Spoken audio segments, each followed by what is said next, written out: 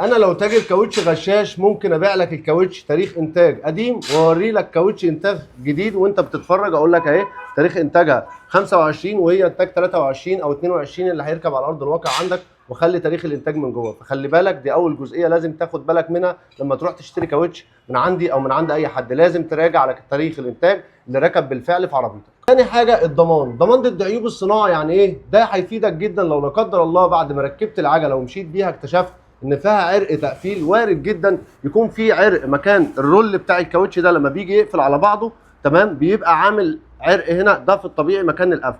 ولكن في كاوتشات بيطلع فيها عيوب صناعه، هي نادره جدا ولكن بتيجي وبنشوفها بعينينا وناس كتير في المجال عارفين الكلام ده. فدي في الحاله دي لازم ترجع لصاحب المحل. لو العرق باين قوي في مقام عقله صباعك كده طالع من الاول الشفه لغايه هنا، دي كده مش خبطه عجله، دي في الغالب هتكون عيب صناعه، ودي بتظهر بمجرد ما تقفل العجله وتاخد الهواء بتاعها. فتراجع على الكاوتش كله بعد التركيب وبعد ما خد الهواء، لو في عيب صناعه هيظهر معاك وقتي، خلي بالك منه برده. دي جزئيه مهمه جدا جدا، ودي تاني نقطه.